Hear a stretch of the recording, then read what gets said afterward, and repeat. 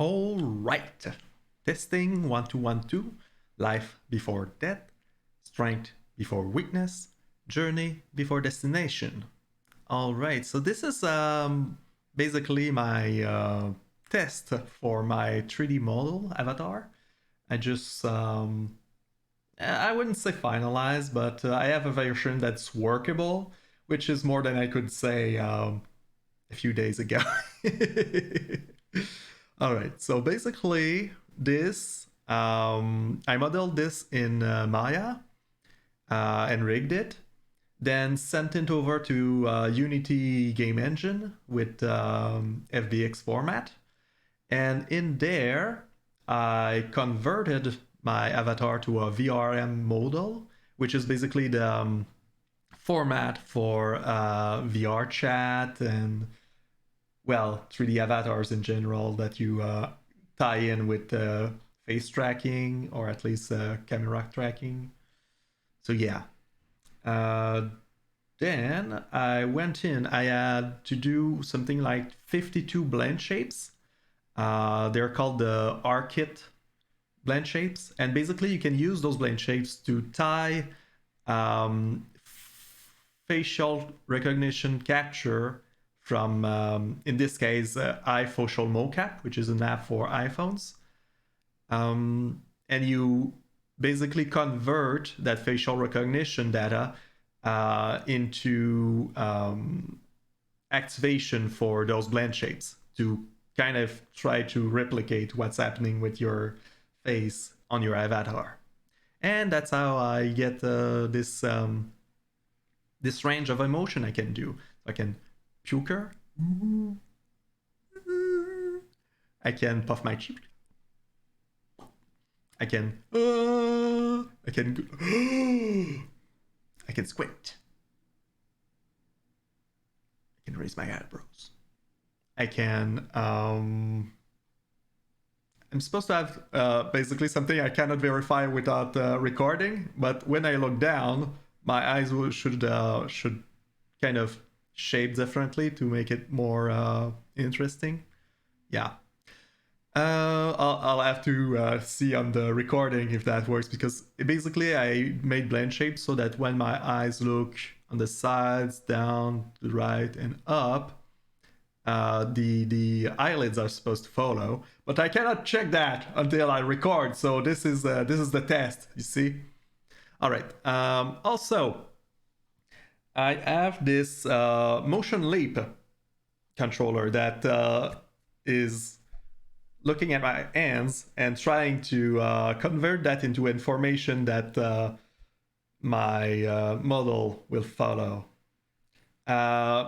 There's a few issues. Well, no. Let's call it choices you have to make. Because basically, if you put it in the leap motion in front of you to look directly at you, it doesn't recognize the hand far enough. So it ends up not recognizing your hand movements most of the time.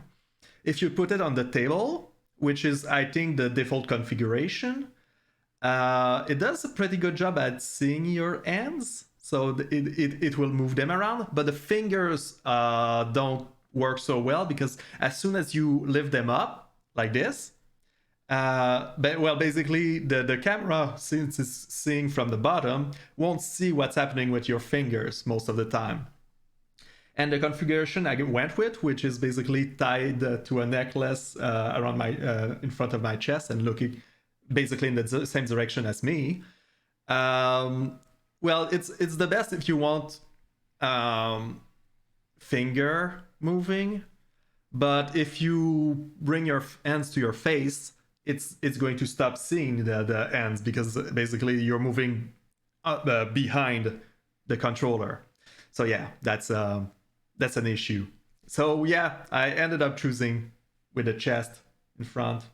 Now it can, most of the time, oh, there seems to be a small issue with the weights in the glove, but yeah, I'll live with that, honestly. All right, so left hand, which it's mirror for convenience, but whatever. One finger, 2 finger, 3 finger. Yeah. Oh, it even worked that time. All right, 4 fingers. All right, that works. And thumb, index.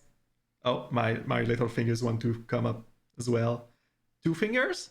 Oh, my 2 fingers. No, 2 fingers. Only 2 fingers, please. Come on, you can do it. Yeah. 3 fingers. Yeah, the 3rd fingers has a bit of an issue on the right side, but I can live with that. It's not like I'm going to bring up 3 fingers very often anyway. As long as the peace sign can be done, right? All right. And you might notice that my elbows are always on the side, which looks a bit weird when I'm in front of greeneries like that. But let me bring up my room so that you understand better what's going on. See? It's because I have my elbows on my chair. And it's a really good chair. And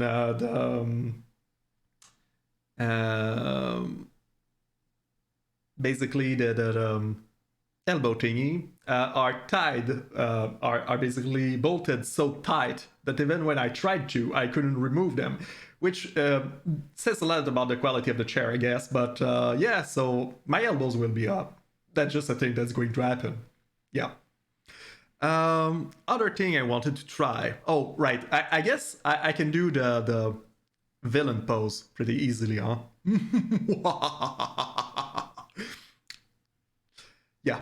I wanted to try something because my one of the problem I had with my 2D model is that basically it lost track of me really quickly if I tried to draw, basically, which is kind of a bummer because I'd like to do more of these. But so I'll try, and I cannot really draw and check what my avatar is doing at the same time. So I kind of have to trust that it's going to do something right. So let's do one of those tests.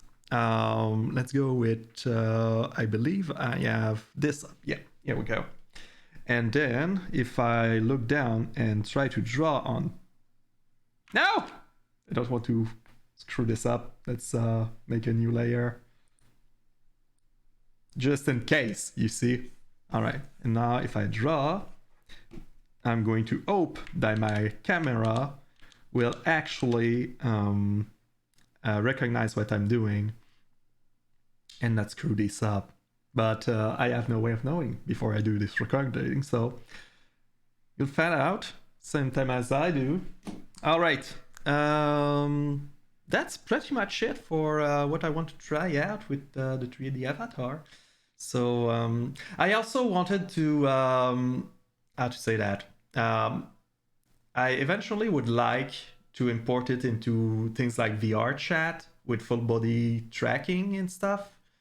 But after doing some window licking and stuff like that, I realized that even at its cheapest, VR is still just a smidge too high for my budget. I mean, I don't want to like yeah, it just, yeah, I'd rather wait a bit longer and feel more comfortable about purchasing what I need to do that than feeling tight and uncomfortable because I purchased something that, let's face it, I don't need all that much. It would just be fun to learn about how that would work in VR chat and stuff like that. But I can do that later because I have tons of idea for projects. The next one being doing drawing for skits from games I played this year. So I'll probably be working on that instead for now.